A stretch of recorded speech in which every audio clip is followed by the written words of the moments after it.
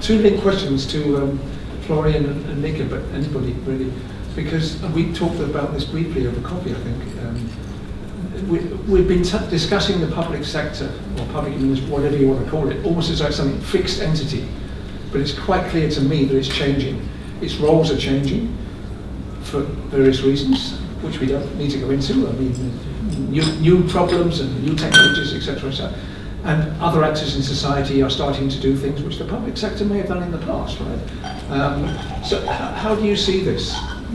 What do you see is the changing role of public sector or public administration, whatever you want to call it? Because clearly it doesn't have a monopoly on knowledge or wisdom or resources. And generating public value requires all actors in society actually to participate in that in different ways. Right? So this is, I think, for me, a crucial question. But linked to that is sort of more directed toward Mikko, that one of the public sector is not business. I think we all agree with that, right? One of the roles of the public sector, in my view, which doesn't change, but this is arguable, is it needs to provide continuity and stability. The private sector doesn't need to do that, as long as its market is stable or growing. Yeah, you can't keep changing rules and regulations because businesses won't be able to invest. People need to live sort of their lives within some sort of stable environment. Right?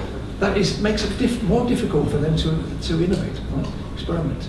Again, it needs to be small scale, as we discussed before. Public sector needs to be as transparent as possible. Private sector doesn't. So they're under constant scrutiny when they're experimenting. How do we cope with that, right? We should, but how do we do that? So I see this as one of the roles which is not changing. But so in a sense, it's a double-barreled question. So. Thank you very much. Let's start with that. Yes. I give you a very sort of personal perspective, not an official commission perspective. So my personal utopia is, if we automate all the routine services, your transactions, getting a passport or a license or whatever, there will be a lot of automation, and evidently, you will need fewer people. Yeah? You will need different people. We just had a discussion with the Belgian government and the OECD about future skills for civil servants, and the Belgians said, well, we have all these accountants, we don't need accountants anymore, it's all automated. Well, what we need is data analysts. We don't have those, and we don't find them because they'd rather work in Google, they earn much more money. But and there's also, because we work with public money, there is a temptation, to reduce the size of the state. But if you look in Europe, at least, there are countries that have very, a large government or a large public sector, but they're also doing really well. If you look at Denmark or Finland, But why is that? Because there is trust in the system, and you add value. And my personal utopia would be, if you free resources from the routine stuff, you can use these resources to be, scouts and facilitators of innovation, to talk more to people and to businesses, and create platforms and partnerships. I think you still need people. We won't have a whole administration run on artificial intelligence, but use artificial intelligence where it matters, but use real people to engage. When I first went to Denmark, I found out that all the savings made by automation shouldn't be given in tax relief necessarily. They should go plough back into where it makes sense to have more people working in face-to-face services, for example. Exactly. So a shift, redeployment of resources. I'm not ruling out tax breaks, of course, but so I agree 100% with that. Sorry. Yeah, this is very much interesting, because the question is whether, if we are burning too much of our resources on the stuff we don't need to do anymore, this costs us a lot of money, and it costs us a lot of inefficiency at the end of the day. And the question is how to reframe this and how to reshape and where to look for these resources, whether we should use them there or we should use them somewhere else. But let's move to your second question to Mikko on continuity, stability, and transparency of the public administration versus experimenting. Yeah, and especially the regulation part. I think maybe there's misunderstanding or misconnection there. I don't mean that the regulation should be updating all the time, or legislation should be updating all the time. but the regulation should be more enabling experimentation and innovation. So, for example, I'm running one, my team is running one employment-related experiment in Finland, which was delayed by 9 months because of data security regulation, which is a very important thing, but 9 months for an experiment which was very much needed by the government. This is an example of a very stiff regulation, which is normal. This is a new change in policy making, but still you need to look into it. And I think in more general terms, I actually had a talk with the Secretary General of the Finnish National Welfare System, and what she was stressing was exactly what you said, that you need public sector agencies, especially the most central ones. You need to be delivering stability. Those are the people who are responsible of the unemployment money. If you don't get that on the right day of the right month, then horrible things happen. But at the same time, she was saying, we need to be renewing ourselves faster than ever, and to her, that means more participation and more, I wonder what is the English word, like the employees taking the kind of power in their own hands and using their own expertise and coming up with new models of doing things. And this is, I don't know if it's the opposite for stability, but obviously it's not stability, it's about doing new things all the time. So we don't have a ready-made solution for that, but there's an appetite for I solutions. agree 100%. I mean, I think we need, one of the things that government should do, where we need bureaucracy, I think, is the minimum standards of services, of behaviour, minimum, and they should be increased. But how to reach those standards, that could be open to innovation. As long as it's done ethically, without discrimination, without exploiting people, of course, right? But how you get there, that's where the innovation takes place. And you can also innovate to some extent on the outcomes as well. Sounds good. Thank you. Thank you. Thank you for the question. We have time for some other questions.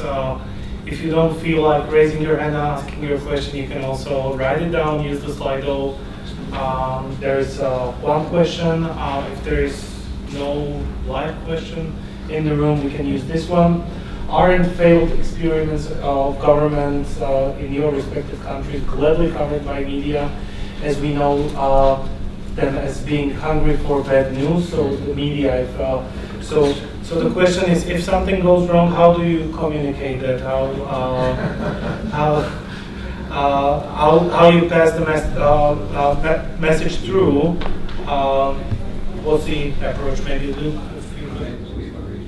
Yeah, I'll do go.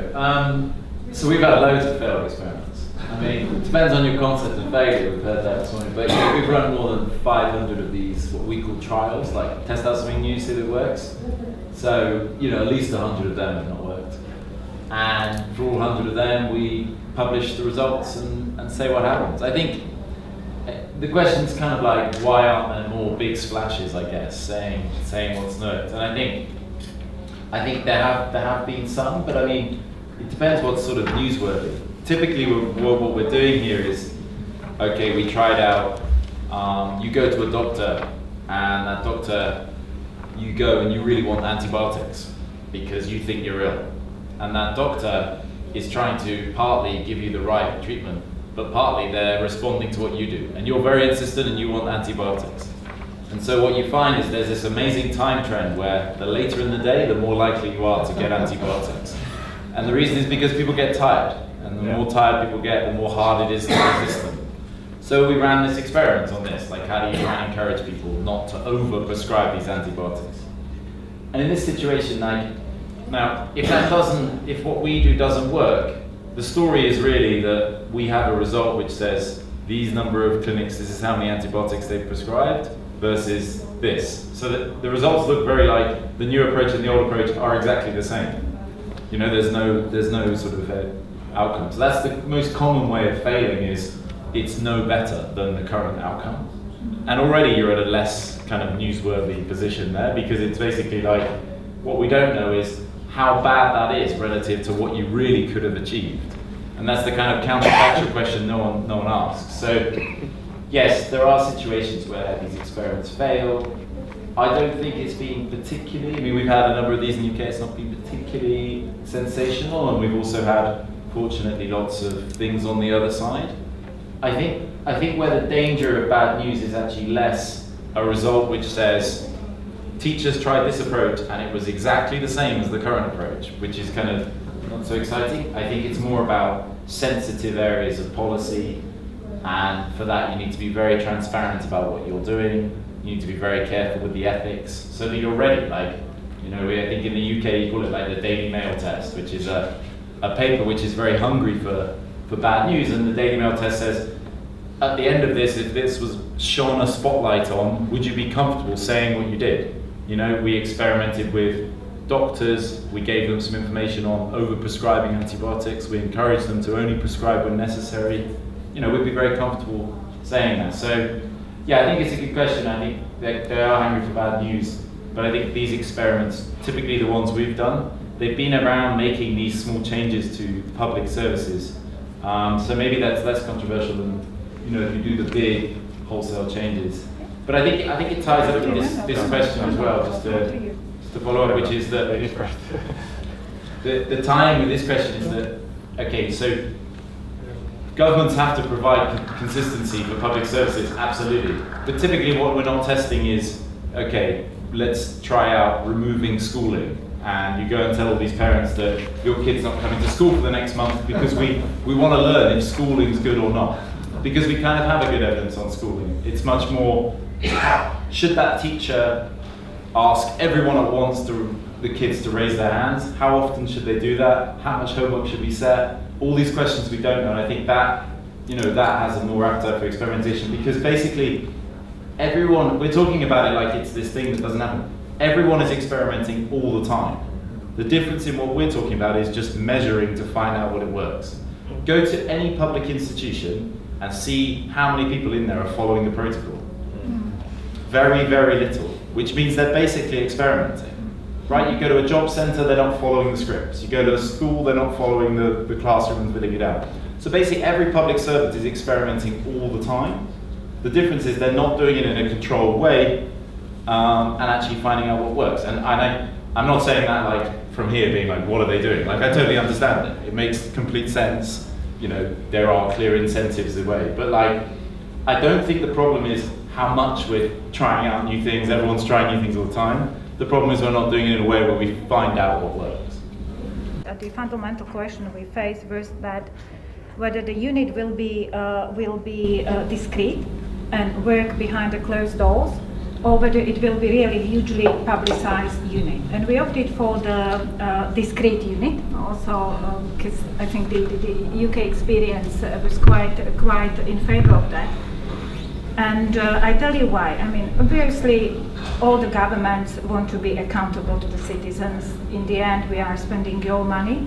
On the other hand, if you want to have a degree of flexibility in terms of experimenting, you can't basically say everything in public. And we got a task within the delivery unit to improve the rating of patients' satisfaction when they are admitted to hospital.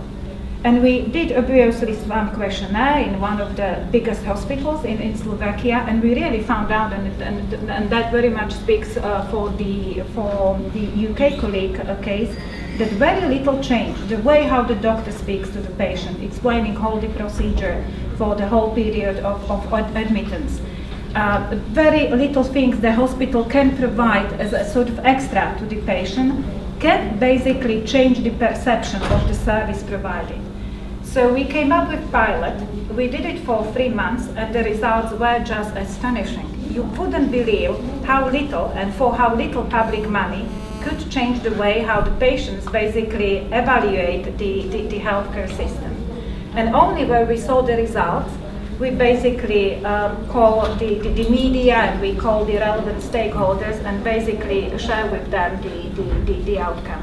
It doesn't mean, and I have to reiterate that we wouldn't communicate the failure, but it's always good to start in a humble way and be discreet and then, you know, somehow make the cause for good or bad results, rather than call press conferences every day and announce new approaches to public administration. Total transparency can be there. Yeah. Mikko, very quick comment, please. Juraj, very quick comment, and then we have one more question, two more questions. I try really quick. So I have a little bit different aspect to that, which is really interesting to me, coming from the Finnish perspective, because the basic income experiment became so famous and big. Now the appetite of the media has been to slash it down as fast as possible. Only 3 weeks ago there were big news that it has failed, although nothing has happened. There's no information out. Only new information was that now it's sure that there will be no extension, but it's still ongoing, the whole experiment. But why I would say that the publicity of the experiments in Finland has been very important is that, well, precisely the basic income experiment has helped to accelerate the societal conversation about the future of social welfare and future of work. And now there are actually, even though the experiment is still ongoing, it has become a social object that has enabled some of the very high-level politicians to say that, okay, in the next government program, future of social welfare and future of work are going to be one of the most important things. Probably not the only thing, but I believe it has had a lot of to contribute to that. Juraj? I would like to comment a little bit about the media situation. Here in Slovakia, we have this NGO, it's called Slovensko Digital, which are tried to search for government failures, and they are very good at it. And the problem with and also they are putting information to media, and there is huge pressure in order to make like quality deliveries and so on. But also the problem with our failures, mainly in area of digitalization, here was that they weren't framed as experiments. They weren't like there is any data. It was like huge failures. So maybe this experimental mindset would also help us in the future. Somehow, if you can learn from your failures, you need to have data. You need to understand why maybe the path you choose it's not good at all. Yeah, you have to do this beforehand, not after. That Yeah. This is what Mikko spoke in the morning that the failed policy is not it's not an experiment. It's a good thing to plan it. We have a question over there, so I please. have a very brief question. I think partially you already said something about this, but I would like to come closer to the incentives you mentioned. We've been discussing a lot of experiments at the municipal level, at the cities level, because most of the experiments do happen at the city level. So the mayors are the main experimenters who are doing this, who are the enablers, the designers of this. But now I would like to know your perspective, or what do you think about the incentive of the central government to encourage these experiments at the municipal level? Because sometimes it is really just like it's not the matter of the guidance of the mayors, but to encourage them. What kind of incentives would you like to reveal to us? Thank you. Yeah, very important question, and I agree that many of the important experiments are happening at the city level. I think one thing that has been very useful in Finland, I don't know if it's a direct incentive, but at least it is important, that some of the political leaders have kind of stepped up and said that now it's okay to fail if you learn, even in when it kind of looks like this is not working. And I realize that is a difficult thing, but this is how you actually become a protector of an experiment and allow this kind of new ways of doing things. Unfortunately, that is still quite rare. Nobody wants to take the hit, but that's one thing. I don't have any other examples in my mind directly, but maybe we can have a chat afterwards. Anyone No, I was thinking, because when in the question we always talk about public administration reform, and we always assume there's a beginning and an end. And I think what is clear from this conversation is you need a change of mindset, that you're just permanently permanently reflecting and improving, getting feedback, and so it never ends. So and I think that is already quite revealing. We have room for. If I add one thing that comes to my mind, it's a governmental level example, but it's a really intriguing one for me. So I hear that in Canada they have a model where they have somehow integrated experimentation into the KPIs of upper level managers. So there's somebody coming to ask which ones of your subordinates are experimenting. So what follows from this is that this manager goes to the subordinates and asks which one of you are experimenting. So suddenly this becomes an incentive for experimentation and structural incentive. So I mean, there can be small things making it happen. Yes, Luke, please. Well, I just want to, I guess a strange thing for us to do, but I want to actually just pour a little bit of caution on experimentation in a way. Like, I want to be clear that experimentation is basically about evidence-based policy, and it's not about experimenting ad nauseum for experimentation's sake, right? The idea is not, okay, we'll test if this is more effective if we move it a centimeter to the left, a centimeter to the right. You won't get infinite opportunities to experiment. You only get a certain number of chances. Everyone's got fixed resources, so your experimentation and where you go should be proportionate to the impact you can have, how important it's going to be, and what you already know. So you should basically be aiming towards your policies that are in place. There's good evidence behind it, and if there's not currently good evidence, which is pretty much where we are on most things now, then we do still need to experiment. But when we get there, then we can move on to other things. And I think the idea of what we're certainly doing in the UK is that once we've got a lot of experiments, we start to build enough evidence that we can actually just make policy decisions on the basis of that. So yes, absolutely do it, but it's just worth bearing in mind that the experiment has no merit in itself, and it's great that Google can do 12,000 experiments a year, but ultimately a government can't, and it's expensive. So it's not we're going to do an experiment, great. It's is the experiment really going to tell you something new? And could the outcomes be really important for a large number of people? So that's just really important to add it. Thank Can I you. just come back quickly on, this is anybody else I spoke, Please go on on. the checking for failures, right? In the public sector, I think you said it, which is important, yeah? I hope you do it for the private sector too. And the private sector are much more likely to cover up their failures. I mean, is it Ben Goldacre you work with in the UK in the pharmaceutical industry? They only publish they're supposed to publish everything, all their trials, but they tend to publish only the successful ones.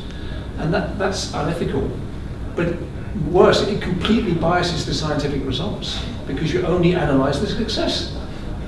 And you may get completely wrong answer out of that unless you're taking in all the failures, right?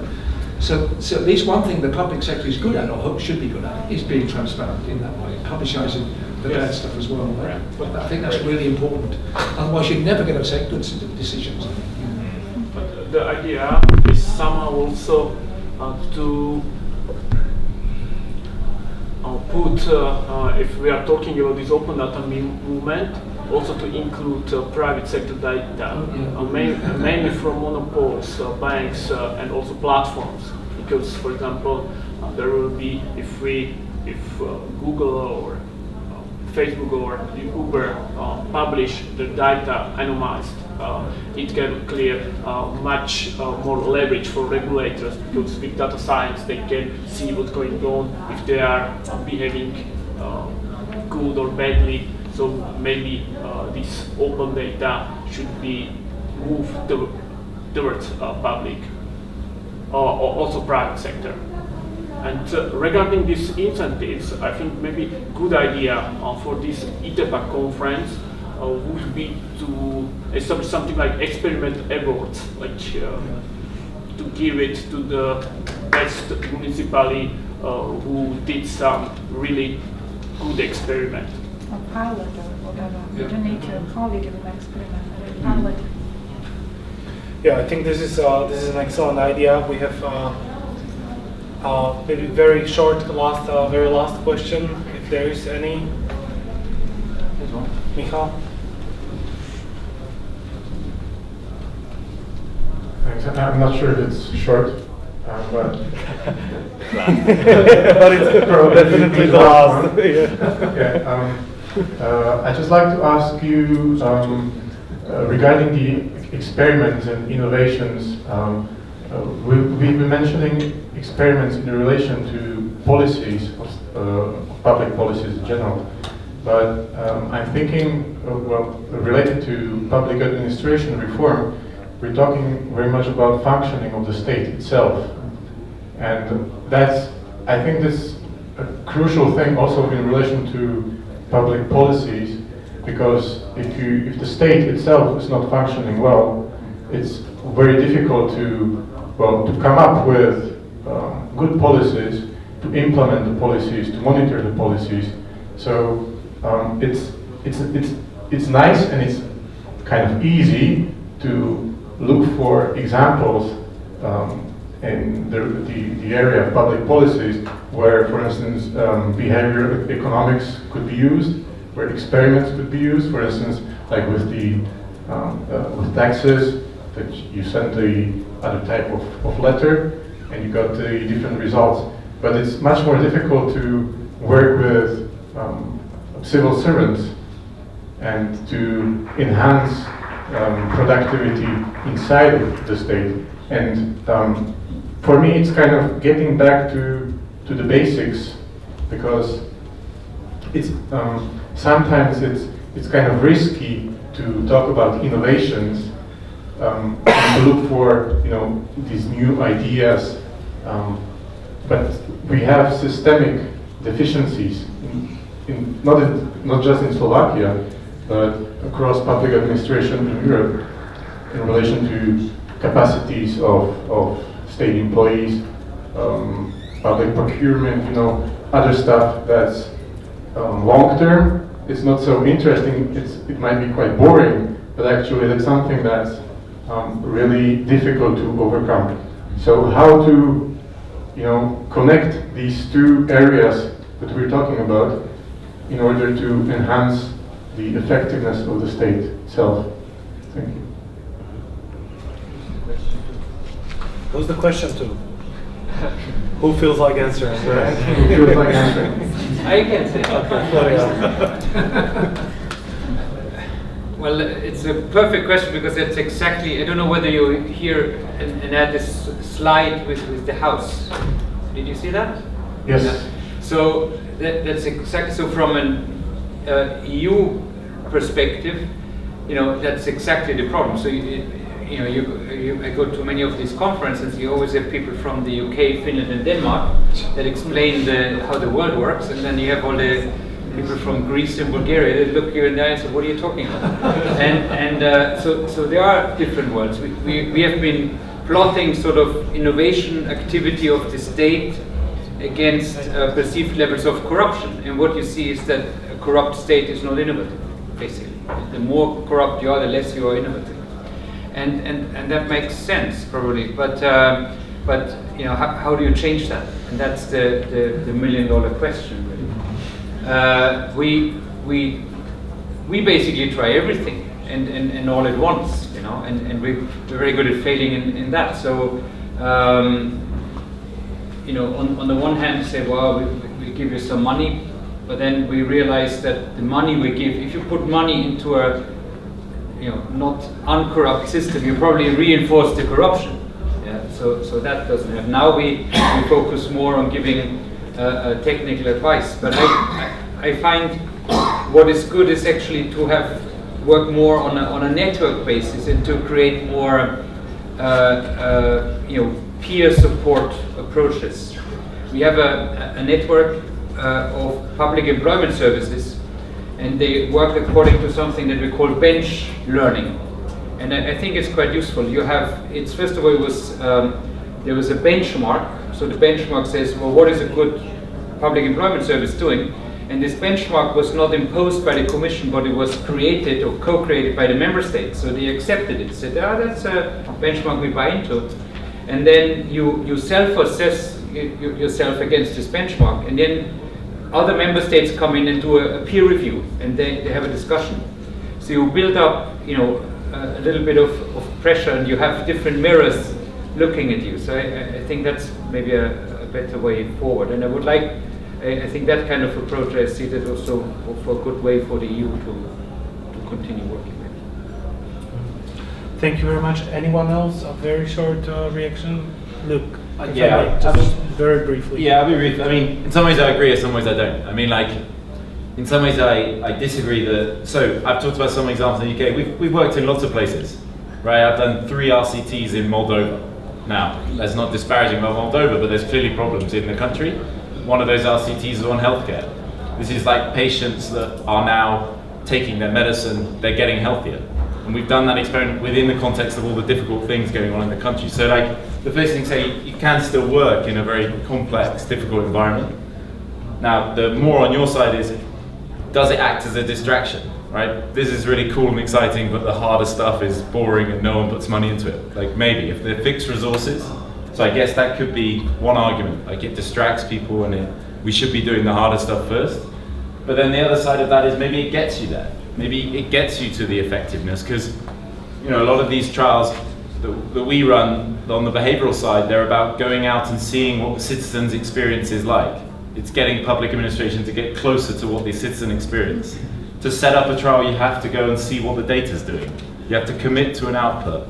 Then you get the data and it feeds back. So in some ways it could be a distraction, in other ways it could actually be improving the performance of the administration as well, because they're having to be more responsive, they're having to be more data driven. So I think there's a lot, it's kind of the sharp end is experimentation, the wider, better public delivery is there as well. So yeah, in some ways I agree, in some ways I don't. Yeah, I mean, I have nothing against experimentation. I mean, I'm an anthropologist, so I'm all for field work. Yeah. And getting data. It was just, question more related perhaps to turning the methodology on the state itself. Yeah. And trying to work on that as well. I find it much more difficult, but it was just, I just wanted to see what your views on this are. Yeah, excellent question, excellent answers. I would like to thank you. At the very last point of this session, and hopefully there will be a chance also to discuss afterwards, we at the operational program Effective Public Administration, just today we decided that we are also going to launch a small experiment. Today we launched a new website of the program, which is a 335 million euros program aiming at reforming Slovakia and its public administration. And it was said here a couple of times before, the word transparency. This is our small experiment. How to be more transparent. We would like to publish as much as possible on this website. You can see the breakdown. If you scroll down a little bit, you can see also the interactive part of this website. How the breakdown of the allocation, what kind of projects we support, and this is dedicated not only to experts within the public administration, but also to the general public, where hopefully they will find useful outputs from the project, which will help them live their citizens' life better. So this is our experiment. You can find it on reformuj.sk. The website is unfortunately in Slovak. It's a beta version, but we will continue work on this. I would like to thank our panelists very much for joining us here today at this panel and for their interesting thoughts. I would like to also thank you for being active audience and joining us today. Thank you very much. I'm wishing you a pleasant afternoon, and there is the last part of the program starting shortly in the room next door. Thank you very much. Thank you.